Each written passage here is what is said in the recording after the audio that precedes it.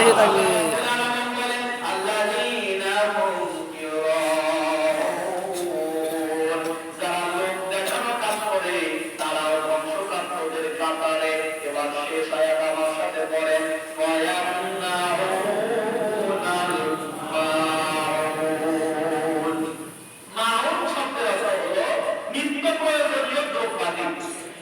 গৃহস্থলী দ্রব্যাদি কথা কি বুঝতেছেন? গৃহস্থলী দ্রব্যাদি হলো ঘরের কাজে যেগুলো ব্যবহার করা হয়। আপনারা শহরের মানুষ, ঘরের কাজে আমরা গ্রাম অঞ্চলে ব্যবহার করি কাঁচি, দা, কুড়াল। আপনারা ছোট ছোট জিনিস যেগুলো অল্প মূল্যে ক্রয় করা যায়, ঘরের কাজে ব্যবহার করা হয়, নিত্য প্রয়োজনীয় দ্রব্যাদি, গৃহস্থলী দ্রব্যাদি, এগুলোকে আরবিতে বলা হয় মাউন। আল্লাহ পাক বলেন তাদের একটা স্বভাব হলো তারা এই নিত্য প্রয়োজনীয় দ্রব্যাদি মানুষকে দিয়ে সাহায্য করে না। কথা বুঝেছেন? ছোট ছোট জিনিস যেগুলো দিলে মানুষের একটু উপকার হয়, এটা তারা দেয় না। এখন আমাদের প্রশ্ন হলো আমরা মাঝে মাঝে দেই না। কেন দেই না? আমরা দেই না কারণে আপনি আপনার প্রয়োজন মনে করে আমার ছোট্ট জিনিসটা, ঘরের কাজে ব্যবহৃত জিনিসটা আপনি নিয়েছেন, কিন্তু আপনার কাজ শেষে এটা প্রয়োজন মনে করে আর ফিরিয়ে দেন না। এরকম হয় না অনেক সময়? হয় অনেক সময়। এই জন্য আমরা দেই না। আর ইসলামের নিয়ম হলো অপচয়, অপব্যয়, কৃপণতা উভয় নিষেধ। অপচয় করা যাবে না, অপব্যয় নিষেধ, কৃপণতা সেটাও নিষেধ। দিনের জন্য যদি কেউ হাত পাতে, ইসলামের নিয়ম হলো তোমাদের সম্পদ আছে, সমুদায় সম্পদের হিসাব তোমাকে রাখতে হবে। কিন্তু দিনের জন্য যদি কেউ হাত পাতে, ইসলামের জন্য যদি কেউ হাত পাতে, সেখানে অকুতোভয় ভাবে দিতে হবে।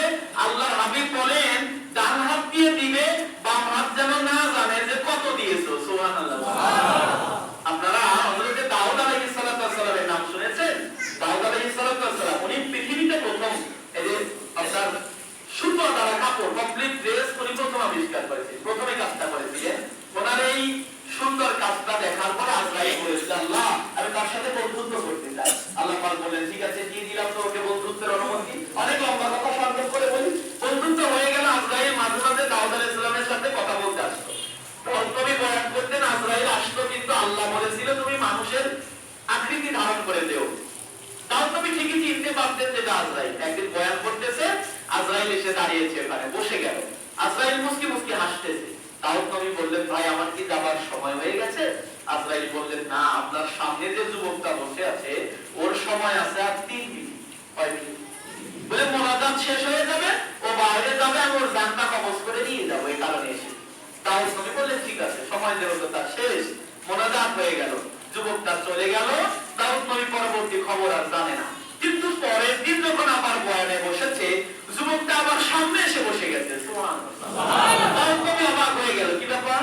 এই যুবকটা সামনে এসে বসলো, আবার দেখে আজরাইল ডান পাশে এসে বসেছে। কি ব্যাপার আপনি এখানে? সে তো এখনো বেঁচে আছে, গতকাল বললেন তার হায়াত আছে আর 3 মিনিট। আজরাইল ডেকে বলে নবীজি আমিও তো সেটাতে অবাক হয়েছিলাম। যুবকটা যখন মোনাজাত শেষে বাইরে বের হয়ে গেল, একটা ভিখারিনী তার কাছে হাত পেতেছিল, আল্লাহর রাস্তে কিছু দাও। যুবকটা ডান পকেটের ভিতরে হাত ঢুকিয়েছে, কত ছিল সে গুনে নাই, বের করে ওই ভিখারিনীর হাতে দিয়েছে। আর ভিখারিনী নেওয়ার পরে খুশি হয়ে বলেছে আল্লাহ তোর হায়াত বাড়িয়ে দিন। হায়াত আছে কয় মিনিট? আমি যখন তার জানটা কবজ করব, আল্লাহ দেখে বলে আজরাইল দাঁড়াও, আজরাইল দাঁড়াও, জানটা কবজ করিও না। আমি জিজ্ঞেস করলাম রব্বুল আলামিন কেন?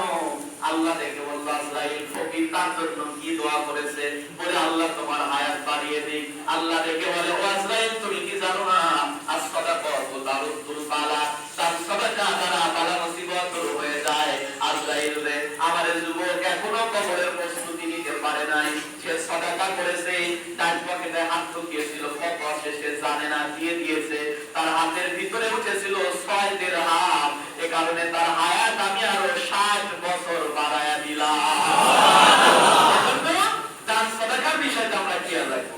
আর দান সাদাকার মধ্যে এটা একটা উত্তম স্থান হলো সাদাকাতুল জারিয়া। আরবি ডিকশনারিতে এসেছে জনউন্নয়নমূলক কর্মকাণ্ডে ব্যয় করা, এটাকে বলা হয় সাদাকাতুল জারিয়া।